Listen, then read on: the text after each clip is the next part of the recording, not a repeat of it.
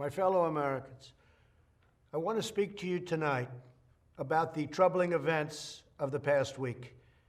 As I have said, the incursion of the U.S. Capitol struck at the very heart of our republic. It angered and appalled millions of Americans across the political spectrum. I want to be very clear. I unequivocally condemn the violence that we saw last week.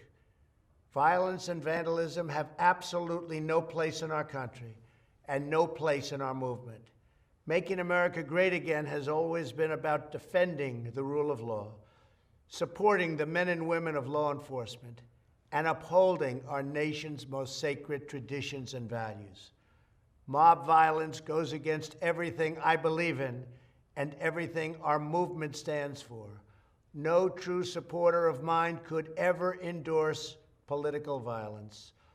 No true supporter of mine could ever disrespect law enforcement or our great American flag. No true supporter of mine could ever threaten or harass their fellow Americans. If you do any of these things, you are not supporting our movement, you are attacking it, and you are attacking our country. We cannot tolerate it. Tragically, over the course of the past year, made so difficult because of COVID-19, we have seen political violence spiral out of control. We have seen too many riots, too many mobs, too many acts of intimidation and destruction. It must stop. Whether you are on the right or on the left, a Democrat or a Republican, there is never a justification for violence. No excuses, no exceptions. America is a nation of laws. Those who engaged in the attacks last week will be brought to justice. Now I am asking everyone who has ever believed in our agenda to be thinking of ways to ease tensions, calm tempers, and help to promote peace in our country.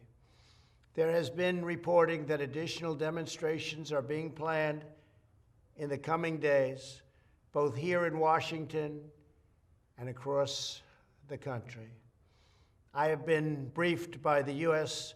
Secret Service on the potential threats.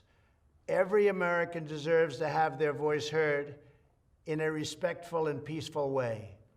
That is your First Amendment right. But I cannot emphasize that there must be no violence, no law-breaking, and no vandalism of any kind. Everyone must follow our laws and obey the instructions of law enforcement. I have directed federal agencies to use all necessary resources to maintain order.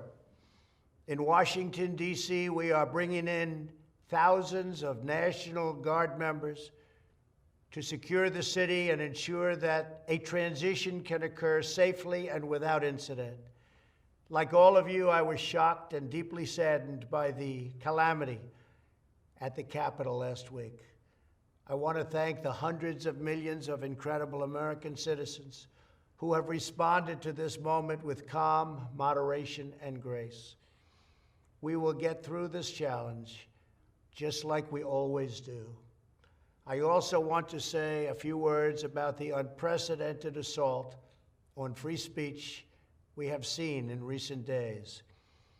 These are tense and difficult times. The efforts to censor, cancel, and blacklist our fellow citizens are wrong, and they are dangerous. What is needed now is for us to listen to one another, not to silence one another. All of us can choose by our actions to rise above the rancor and find common ground and shared purpose. We must focus on advancing the interests of the whole nation, delivering the miracle vaccines, defeating the pandemic, rebuilding the economy, protecting our national security, and upholding the rule of law. Today, I am calling on all Americans to overcome the passions of the moment and join together as one American people. let us choose to move forward united for the good of our families, our communities, and our country. Thank you, God bless you, and God bless America.